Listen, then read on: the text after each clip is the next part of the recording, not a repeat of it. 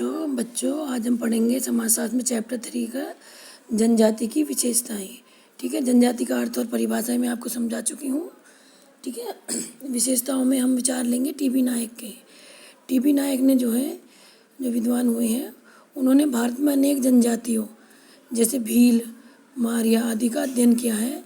अनेक जनजातियाँ और भी हुई हैं बच्चों, जैसे संथाल, गारो, थारू, खासी।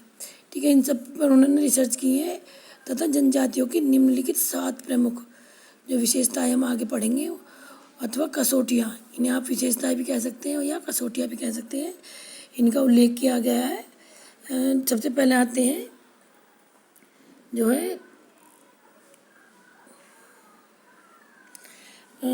किसी भी समूह को यानी किसी भी ग्रुप को जनजाति कहलाने के लिए उनमें न्यूनतम यानी कम से कम प्रकार्यात्मक निर्भरता होनी चाहिए, यानी अपने कार्यों की निर्भरता होनी चाहिए। ठीक है, और क्योंकि वे लोग समाज से अलग रहते हुए अब निश्चित भूभाग में रहते हुए विकास की दृष्टि से पिछड़े हुए होने चाहिए।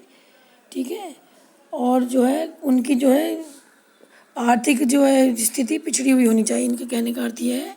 ठीक है, सेकंड पॉइंट आता है हमारा, जनजाति आर्थिक दृष्टि से पिछड़ी होनी चाहिए। जो मैं अभी आपको बताया है कि जो इकोनॉमिक कंडीशन है उनकी, वो पिछड़ी हुई होनी चाहिए, अर्थात उनकी अर्थव्यवस्था यानी इकोनॉमिक कंडीशन भी अल्प विकसित होनी चाहिए, ज़्यादा विकसित नहीं होनी चाहिए। ठीक है, क्योंकि मैंने आपको बताया था, आपको अर्थ में भी समझाया था कि जनजाति का आशय ऐसे लोगों से ही है जो किसी निश्चित भूभाग पर निवास करते हो तथा विकास की दृष्टि से काफ़ी पिछड़े हुए हों, यानी उनका विकास बहुत कम हो, और निवास स्थान सामान्यतः उनका कहाँ बताया था मैंने आपको, पहाड़ी और पठारी स्थानों पर। ठीक है, और इनके जो रीति रिवाज वगैरह जो होते हैं वो ग्रामीण और नगरी दोनों क्षेत्रों में रहने वाले लोगों से काफ़ी हद तक भिन्न होने चाहिए, भिन्न होते हैं, यही इनकी अपनी विशेषता होती है। ठीक है, और जनजाति समुदाय अपने क्षेत्र के मूल तथा प्राचीनतम निवासी होते हैं। जो क्षेत्र वो ले लेते हैं उसी के मूल निवासी होते हैं, और क्योंकि कई पीढ़ियाँ उनकी वहीं रहती हैं, वहीं रहती हुई आती है, तो उसके प्राचीनतम निवासी भी वही होते हैं। थर्ड पॉइंट आता है हमारा, भौगोलिक दृष्टि से जनजाति की अन्य लोगों से पृथकता होनी चाहिए। ठीक है, यानी जो भौगोलिक दृष्टि है, यानी जो समाज है, ठीक है, जो पूरा मान लीजिए पूरा समाज है, समाज के लोगों से उनका किसी प्रकार का मेल जोल नहीं होना चाहिए, समाज से अलग होने चाहिए, उनका अलग समाज होना चाहिए, अलग ग्रुप होना चाहिए। ठीक है, यानी इसीलिए भौगोलिक दृष्टि से जो जनजाति को कहा गया है कि वो पृथक होनी चाहिए। ठीक है, फोर्थ पॉइंट आता है हमारा, प्रत्येक जनजाति के सदस्यों की एक बोली होनी चाहिए। ठीक है, एक बोली यानी एक भाषा होनी चाहिए। मैं यहाँ आपको 4 प्रकार की भाषाओं के नाम बता रही हूँ। ठीक है, उनमें से एक भाषा अलग, जैसे जनजातियाँ मैंने बताई थी आपको, जैसे संथाल, गारो, थारू और खासी, भील, मारिया, इनमें से किसी भी एक जनजाति की भाषा अलग होनी चाहिए, सब अपनी भाषा होनी चाहिए। भाषा यानी कि जैसे कि इन्होंने अपनी भाषाएं अपनाई थी, द्रविड़ भाषाई परिवार भी कहलाए गए थे ये, तिब्बती और चीनी भाषाई परिवार भी कहलाए गए थे। कुछ को बोला गया था ऑस्ट्रो एशियाई भाषाई परिवार, और नेक्स्ट था इसमें इंडो यूरोपियन। ठीक है, इंडो यूरोपियन यानी भारतीय और यूरोपियन भाषाई परिवार, यानी जो 4 प्रकार की मैंने भाषाई परिवार बताए, इनमें से जनजाति की एक बोली होनी चाहिए, एक भाषा होनी चाहिए।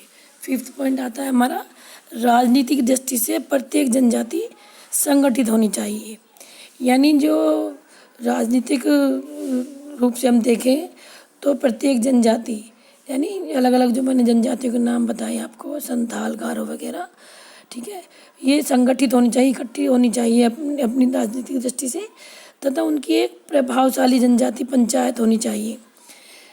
यानी कि जैसे आप गांव में भी देखते हो कि गांव में प्रधान होते हैं, मुखिया होते हैं, और पंचायत लोगों द्वारा, गांव के लोगों द्वारा चुनी जाती है।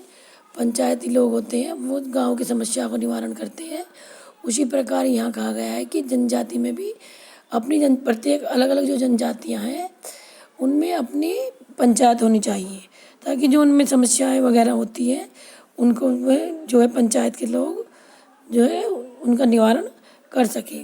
6 पॉइंट आता है हमारा, जनजाति के सदस्यों में परिवर्तन की अभिलाषा न्यूनतम होनी चाहिए। यानी जो जनजाति के कैंडिडेट्स हैं, लोग हैं जनजाति में रहने वाले, उनमें जो है परिवर्तन, चेंजेबल यानी चेंजिंग की जो है अभिलाषा यानी इच्छा न्यूनतम यानी कम से कम होनी चाहिए। यानी उनको ऐसी डिज़ायर रखनी चाहिए कि अपनी लाइफ जैसी चल रही है उन्हें ऐसी चलानी है, उन्हें उसे चेंज करने की उन्हें कोशिश नहीं करनी चाहिए। अर्थात उनमें रूढ़िवादी या रूढ़िवाद जो रूढ़िवादी प्रथाएं हैं उनसे चिपके रहने की प्रवृत्ति होनी चाहिए। यानी जो परंपरा चली आ रही है, जो रूढ़ियाँ हैं मिली है उन्हें विरासत में या पीढ़ी दर पीढ़ी जो प्रथाएं वो बनाते हुए चले आ रहे हैं, जिस प्रकार से बनाते हुए चले आ रहे हैं उसी प्रकार को मनाने की उनकी प्रवृत्ति यानी आदत होनी चाहिए। उसे चेंज करने की उन्हें इच्छा नहीं रखनी चाहिए। 7वां पॉइंट आता है हमारा, जनजाति के लोगों का सामाजिक जीवन परंपरागत नियमों से संचालित होना चाहिए। यानी कि जो जनजाति के लोग हैं, जैसा मैंने अभी 6 पॉइंट में बताया आपको कि जनजाति के लोगों का जो सामाजिक जीवन है, जो इच्छाएं हैं वो चेंज होने वाली नहीं होनी चाहिए।